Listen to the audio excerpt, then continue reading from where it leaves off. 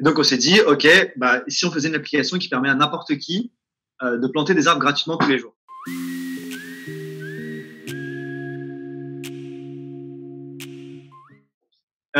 Alors, en fait, je viens de Grèce, d'Athènes. Ah ouais, Je suis moitié français, moitié grec. d'accord. Et ensuite, je suis allé faire mes études en Angleterre, au début à Warwick, puis à la London Business School. Donc, j'ai fait gestion, management à Warwick.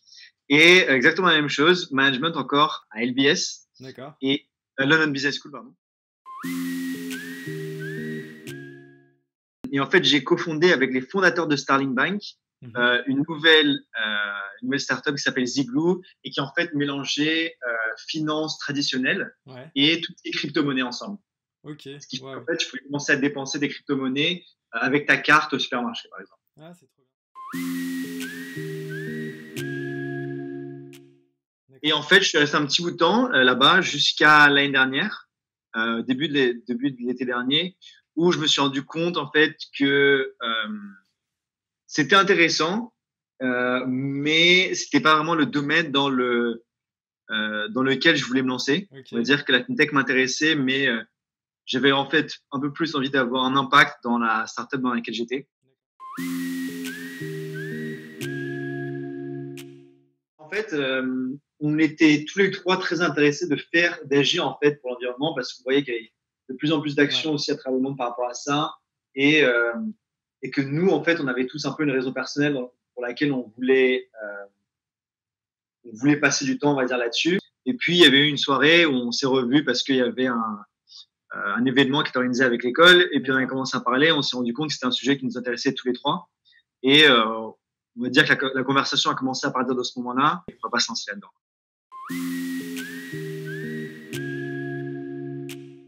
Mais on s'est rendu compte qu'il y avait pas mal de barrières par rapport à ça. Et on s'est rendu compte qu'il y avait trois en fait grosses barrières. Ouais. Et ces trois barrières, c'était vraiment le temps, que les gens au final sont stressés, qu'ils courent à droite à gauche pendant toute la journée. Et donc, même s'ils voulaient agir et faire tout ce pour l'environnement, ils n'avaient pas énormément de temps. La deuxième raison, c'est l'argent. Il y a beaucoup de personnes, bien sûr, qui n'ont pas les fonds pour pouvoir faire ça. Ils ont peut-être un peu plus de temps disponible, peut-être un peu plus d'argent disponible. La plupart du monde n'a pas et le temps et l'argent pour pouvoir agir et faire quelque chose et faire une différence. Et la troisième raison, c'est le savoir-faire. Ouais. Où en fait, tu as envie de faire quelque chose, tu dis, OK, bah, j'ai envie de faire quelque chose personnellement ou j'ai envie d'avoir un impact, mais tu ne sais pas trop par où commencer. Et donc, en fait, on a mis ces trois choses ensemble et on s'est dit, OK, bah, on fasse une solution assez facile pour permettre à n'importe qui d'agir pour l'environnement. Et donc, en fait, on a mis ça ensemble et on se dit, OK, alors qu'est-ce qu'on pourrait faire pour que la personne puisse agir? Et donc, on a fait un petit peu de recherche encore par rapport à ça. On s'est dit, quel est le meilleur impact que quelqu'un peut avoir en passant un petit peu de temps dans la journée pour avoir un impact environnemental.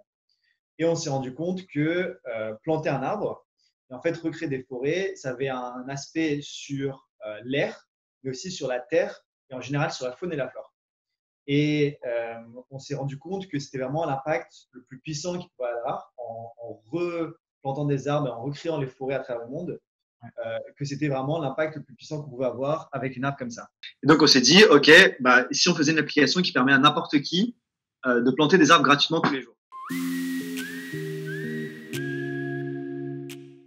OK, d'un côté, tu as les utilisateurs qui font ça, et d'un côté, tu peux avoir les NGO qui vont planter les arbres. Donc, fait, l'utilisateur, il doit juste faire ça. Mais après, tu te dis, OK, mais il faut bien les financer, ces arbres. Et on s'est dit, OK, bah, comment tu pourrais avoir ces arbres qui soient financés?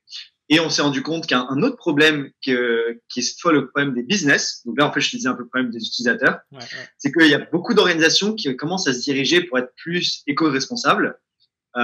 Et en fait, c'est vraiment une tendance. C'est une tendance qui a beaucoup augmenté, on va dire, pendant la dernière décennie. Et en fait, tu as beaucoup de business où leur problème, c'est qu'elles font cette conversion pour être plus éco-responsables, mais elles n'arrivent pas à le montrer à leurs utilisateurs. D'accord. Et en fait, tu en as beaucoup qui vendent, par exemple, qu'ils ont un produit plus éco-responsable que d'autres, mais qui, au final, les produits sont encore les mêmes. Et tu as beaucoup d'applications qui existent, par exemple Yuka, qui te permet maintenant de scanner, en fait, un produit et voir si les ingrédients, mais les produits à l'intérieur sont au final nocifs pour la personne ou pas. Et voilà, et en fait, on s'est rendu compte de ce problème, on s'est dit, OK, bah, si on donnait l'opportunité à ces business de faire du marketing et en même temps d'avoir un peu du feedback sur le produit, comment les améliorer à ses utilisateurs. Donc, en gros, passer peut-être 30-45 secondes du temps de l'utilisateur sur l'application Et en échange, eh ben, eux vont payer pour l'arbre de cet utilisateur. Ouais, c'est ça. Et donc, c'est comme ça qu'en fait, l'image de Triap s'est créée, où d'un côté, tu as Ouais. l'utilisateur qui rentre pour planter son arbre, le business qui vient pour faire son marketing, et de l'autre côté, les NGO à qui on donne le financement pour pouvoir s'occuper du plantage de l'arbre. Alors, on est trois cofondateurs et on est 12 dans l'équipe. En fait, on n'a pas de CEO. Moi, je me concentre plus sur le produit. Mon autre cofondateur se concentre plus sur les sales avec le business. Et mon troisième cofondateur se focus plus sur la tech. Et sinon, il y a beaucoup de personnes avec qui on fait des stages. Et pour être vraiment transparent avec toi, c'est grâce à ça qu'en fait, on réussit à avancer et qu'on a pas mal de progrès parce que grâce aux stagiaires qui nous aident quand même pas mal, ça nous permet de pas trop dépenser et pouvoir quand même avancer avec la boîte. Personnes qui rejoignent l'équipe, et on a refusé pas mal de personnes pour ça. On veut qu'elles soient alignées dans la vision de la boîte, qui est vraiment, on va avoir un impact environnemental et social. Et c'est pas facile en fait de trouver des personnes qui sont tous comme ça. C'est vrai. Surtout, en fait, il y a beaucoup de personnes qui le disent, qui disent j'ai envie de faire plus, mais le résultat final des personnes qui sont vraiment prêts à passer le temps, l'effort en fait à faire, on va dire ce pas de plus. C'est pas tout le monde qui arrive à là. Et par exemple, nous dans l'équipe, il y a pas mal de personnes qui ont rejoint. Et en fait, tu te rends compte très rapidement quand quelqu'un rejoint si cette personne est vraiment intéressée par l'application elle-même. Et en fait, quel est notre but final? C'est vraiment que tu puisses avoir ton impact à travers le monde en quelques secondes avec cette application, ou c'est juste parce que c'est une startup comme les autres et tu dis c'est une expérience comme ça. En fait, on s'est rendu compte qu'on n'avait pas le besoin immédiat d'avoir quelqu'un qui manageait le tout parce que chacun, en fait, s'occupait de sa ligne. Ça, dès le début, vous aviez vos spécialités chacun. Exactement. Et en fait, c'est vrai qu'au début, comme toute startup, on se dit, on a parlé tous les trois et tous les trois, on était, moi je vais être CEO, moi je vais être ci, je vais être ça. Et en fait, après avoir une discussion pendant pas mal d'heures et s'être rendu compte rationnellement de ce qu'on apportait chacun, on s'est dit, pour l'instant, il n'y a vraiment pas besoin de ça. Pour l'instant, on a les discussions, on arrive à résoudre ça ensemble, pardon. Et au final, c'est vraiment, on arrive à se mettre d'accord sur la plupart des choses. Et vu qu'on est trois, en fait, ça fait qu'on a un nombre impair. Donc, en général, à moins que l'un d'entre nous soit absolument convaincu de sa décision. Et en général, c'était la meilleure manière comme ça, où on discutait. Et puis, dès qu'il y a une décision finale à prendre, et ben, on votait tous les trois. Et puis, l'unanimité prenait Ok, donc ça marche plutôt bien pour l'instant. Pour l'instant, ça marche bien. À voir comment les choses vont évoluer. Pour tout dire, ça peut poser des challenges parce qu'il y a beaucoup de fois où il faut trancher assez rapidement. Et ensuite, en effet, on a fait un accord entre fondateurs où on a distribué du stock entre nous. Après, plus les gens venaient s'ajouter à l'équipe. Et en fait, on a commencé à avoir des consultants et certaines personnes dans l'équipe où on s'est rendu compte qu'on voulait les garder pendant longtemps. On leur a donné l'option d'avoir des stocks avec la boîte. On a enregistré la boîte en août, je pense, de l'année dernière. D'accord. On est basé en Angleterre. Et en fait, c'est une bonne question parce que ça aussi, ça nous a pris pas mal de temps. On a beaucoup hésité, en fait, entre être une NGO et une compagnie. Et en fait, parce que nous, notre ADN, c'est vraiment d'avoir un but précis et c'est la réforestation et c'est en fait que n'importe qui puisse agir environnementalement à travers le monde. Et en fait, je dis environnementalement, mais c'est aussi socialement parce que quand on plante des arbres, on engage en fait la communauté locale pour planter ces arbres. Ce qui fait que un de nos buts principaux aussi, c'est de lever les personnes hors de la pauvreté en leur donnant du travail en plantant les arbres. En fait, ce qui fait un acte un peu, on va dire, écologique, économique et social. Et en fait, on a pas mal réfléchi par rapport à ça et on a pris la décision finale d'être une purpose-led company où en fait, c'est juste une compagnie qui a un but spécifique. Il y a la même chose en France depuis seulement quelques mois, il me semble, c'est l'entreprise à mission, donc c'est la même chose. Ah bah voilà, c'est exactement ça. Et où en fait, la vraie différence d'une compagnie normale, c'est exactement ça. C'est on a une mission et aussi l'argent est gardé dans la boîte. C'est-à-dire qu'en fait, on paye pas de dividendes en général, il n'y aura jamais de l'argent qui sort à moins que ce soit l'administratif. Par exemple, payer des salaires, et encore les salaires sont capés à un certain montant. En fait, nous, ce qu'on veut faire, c'est réinvestir tout l'argent qu'on se fait en plus dans la boîte pour avoir de nouveaux projets et en fait, pour pouvoir grandir l'impact de la boîte à son maximum. Deuxième raison pour laquelle on n'a pas fait une ONG, c'est parce qu'on veut recevoir de l'investissement Et en fait, encore une fois, pour pouvoir grandir l'impact qu'on a au plus rapidement, il faut qu'on puisse recevoir l'investissement d'investisseurs privés. Si les investisseurs privés ne peuvent pas mettre de l'argent dans la boîte, ça veut dire qu'on va être beaucoup plus lent à grandir et ça aurait causé un vrai problème pour l'évolution de TreeApp en général. Alors, quand tu lances une application, en fait, ce qu'il faut savoir, c'est que vraiment, tu as une application qui va sur Android et sur iOS. Ouais. Et moi, si j'avais une leçon que je devais en tirer maintenant et que là, c'est le bordel qu'on a en ce moment et que je suis en train d'essayer de résoudre pendant le week-end avec mon équipe, c'est que Android, en gros, le Play Store est très chill. Une fois qu'ils ont revu ton application, ils te laissent mettre un petit peu ce que tu veux. Alors que Apple sont super stricts sur les applications qui vont sur leur store et ils ont des règles que tu dois suivre à la lettre. Et si tu ne suis pas à la lettre, et ben en gros, ils te revoquent ton application. Et donc, nous, par exemple, on est en train de se battre pour avoir certains critères sur l'application. Par exemple, il y a pour les business avec qui on travaille, et ben, ils ont besoin de savoir s'ils mettent une publicité devant les hommes ou les femmes. Donc, nous, on a besoin de demander aux utilisateurs, OK, est-ce que vous êtes un homme ou une femme? Et par exemple, Apple nous dit, ça, vous n'en avez pas besoin, donc vous devez l'enlever. Et c'est le genre de choses qui, nous, en fait, nous fait perdre énormément de temps parce que ça fait changer la structure de l'app. Et bref, tout ça pour dire que ça facilite pas les choses. Mais dans l'idée de penser à faire une app, c'est vraiment, tu fais une app pour un marché et tu dois vraiment penser à l'utilisateur. Et en fait, nous, tout ce qu'on fait sur l'application, on est en train de penser à comment est-ce que ça fait une journée facile pour l'utilisateur pour arriver sur l'application et faire exactement ce qu'il veut faire. Et donc, en fait, on se met dans la page utilisateur, on se dit, OK, pourquoi est-ce que je t'ai téléchargé cette application? Parce qu'elle me permet d'avoir mon impact environnemental à travers le monde gratuitement. Et donc, on se dit, bon, tu as certains utilisateurs qui seront très motivés de faire ça. Tu en as beaucoup qui seront un peu entre les deux en se disant, pourquoi pas, je vais tester, voir ce que ça donne. Et tu en as bien sûr pas mal qui vont dire, on va peut-être tester, mais qu'au final, ils ne téléchargent pas l'application. Et nous, en fait, la difficulté, c'est que toutes ces personnes au milieu, qui sont un peu entre les deux, on réussi à les avoir sur l'application et les télécharger là pour commencer à la tester. Et la vraie difficulté, c'est que tu as énormément de personnes qui, pendant ce process de onboarding, qui, en fait, ne sont pas assez convaincus dans le projet pour faire l'effort de mettre leur information personnelle. Et ce qu'on essaie toujours de penser, c'est comment est-ce que tu peux réduire cette difficulté d'arriver sur l'application pour pouvoir avoir un maximum d'utilisateurs et pas qu'il y ait des personnes qui ont des problèmes avec ça. Alors pour l'instant, je pense qu'on a réussi à assez bien avoir ça. Sur les deux App Store, on a des notes de 5 sur 5. C'est génial. Alors bien sûr, c'est que le début. Je pense que tu as une trentaine de revues sur l'un et une quinzaine de revues sur l'autre. Mais pour l'instant, on va dans la bonne direction. Et donc voilà, il faudra un peu continuer là-dessus. Deuxième difficulté aussi, c'est que quand tu veux te lancer dans d'autres marchés, il faut traduire ton application. Et ça, bien sûr, ça nous a limité. Et on s'est dit, pour l'instant, on lance en Irlande, en Angleterre. Bien sûr, on regarde en anglais.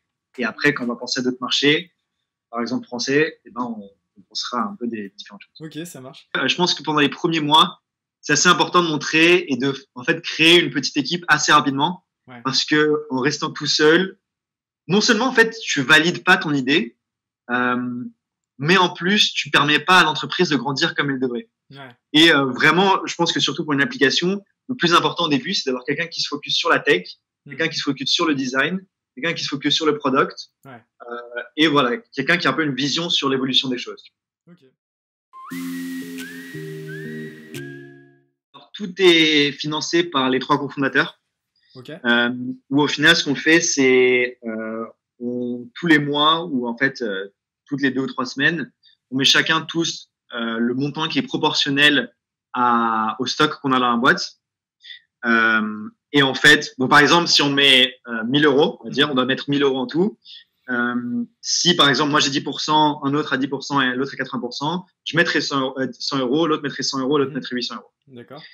Et en fait, on a trouvé que c'était la manière la plus équitable de faire le financement au début. En fait, c'était vraiment comme ça et on s'est dit, on va continuer dans cette direction jusqu'à ce qu'on puisse trouver du financement externe.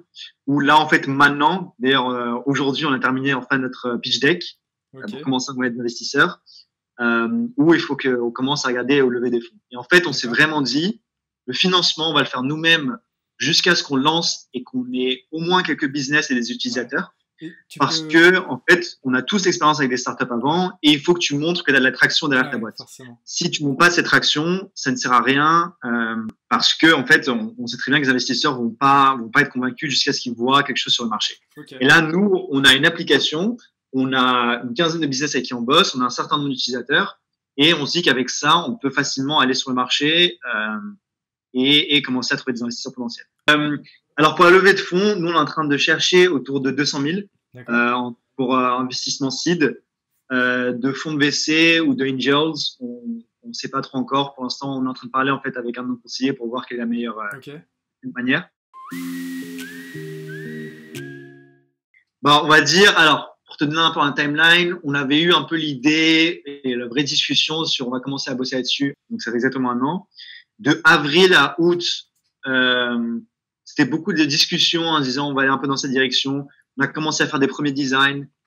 De avril à peu près à août, on a passé beaucoup de temps à réfléchir un peu sur la proposition et être sûr que c'est exactement la direction dans laquelle on veut aller. Après, à partir de août, je dirais que… Et en fait, pendant ce moment-là, c'était vraiment, on était tous dans notre boîte déjà, mais on commençait à avoir des discussions et il y avait encore pas du tout d'argent qui était relié par rapport à ça. Et je pense qu'à partir vraiment de septembre, où on a commencé à avoir notre designer qui arrivait, on commençait à avoir des internes qui venaient nous aider. Là, on a commencé à mettre un petit peu d'argent et je dirais que les premiers mois, entre septembre, on va dire, et décembre, il y a eu peut-être 10% de notre financement, enfin, genre 10% des dépenses qui sont sorties. Et en fait, depuis janvier jusqu'à maintenant, il y a eu 90% de l'argent qui est sorti. Beaucoup de ça va vers les coûts des employés, bien sûr. Mais en fait, ça va un petit peu vers tout. Pas mal de software qu'on utilise aussi en ligne. Pas mal de… Par exemple, les NGO aussi, bien sûr, pour planter les arbres. Et là, on a enfin les premiers revenus qui commencent à arriver sur notre compte avec une partenaire business. Donc, ça mixe un petit peu. Ça serait d'ici la fin de cette année atteindre 10 000 utilisateurs. Ça serait un but qui pour nous est complètement faisable. Et en fait, on s'est donné un peu certaines timelines de minimum pour se dire est-ce qu'on continue sur ce projet ou pas. Si on voit qu'il n'y a pas un certain nombre d'utilisateurs d'ici fin août ou d'ici fin d'année, on va se remettre en question en disant est-ce que ça vaut le coup de continuer sur ce projet ou pas. Parce qu'au final, en tant que cofondateur, tu t'attaches personnellement et sentimentalement, malheureusement, à ta boîte. Et je pense que le plus difficile, c'est d'essayer de se rendre compte si au final les choses marchent bien ou ne marchent pas bien. Et c'est pour ça que nous, on s'est dit qu'on se mette un peu ces minimums, ces buts. Pour voir si les choses marchent ou pas. Alors moi, le plus gros conseil que je peux donner, c'est toujours donner l'impression que tu es beaucoup plus gros que ce que tu l'es. En fait, nous, les premières personnes à qui on a parlé au début, on ne s'est pas trop rendu compte. Quand on leur disait la vraie taille de l'entreprise, que c'était un peu une idée, les personnes étaient démotivées. En fait, elles ont envie de voir quelque chose de concret, elles ont pas envie de voir un gars qui vient avec une idée, mais plutôt tout un projet qui rejoigne et qui est énorme. Et en fait, on s'est rendu compte de l'importance de donner une image de la boîte qui est plus grosse que ce qu'elle n'est, surtout au début. Moi, aujourd'hui, parce qu'au final, on a quand même atteint un assez bon stade, mais pendant les premiers mois où tu donnes l'impression aux personnes avec qui te rejoignent que c'est déjà un progrès qui a été bien construit, qui a beaucoup de travail et qui a déjà une petite équipe derrière. Et en fait, c'est grâce à ça que tu vas réussir à motiver un peu les troupes et avoir toute une équipe qui va se construire autour de toi. Ça roule. Parce que nous, on a réussi à avoir au début avec de la chance. Ah oui, quelque chose aussi très important, c'est la chance. Sans chance, je pense qu'on pourra dire quoi que ce soit, mais nous, par exemple, on a certaines personnes dans l'équipe où elles sont vraiment tombées du ciel, elles sont incroyablement douées. Et en fait, elles sont tellement passionnées par le projet qu'elles font 4 fois plus de choses qu'elles sont censées faire. Et c'est grâce à ça qu'en fait, on réussit à avoir l'application qu'on a aujourd'hui que les gens adorent. Il ne faut pas oublier de se féliciter à chaque étape, c'est super important. Exactement. Et en fait, mes cofondateurs le rappellent assez souvent, mais j'ai un peu cette mauvaise manie de me dire, OK, c'est pas mal, on atteint ça, mais après, il faut penser à la suite, il y a encore ça et ça et ça. Et je pense que c'est tout cofondateur, dans sa tête, se dit toujours, je dois faire mieux, je dois faire mieux, je dois faire mieux. Et la vraie difficulté, c'est de voir à quel moment tu peux profiter un petit peu de tes accomplissements et à quel moment il faut vraiment continuer à se battre. Pour moi, tu te bats en fait tout le temps, tous les jours. Les accomplissements, c'est aussi, faut aussi quand même féliciter le fait d'arriver à certains niveaux et parfois, ça c'est difficile de voir.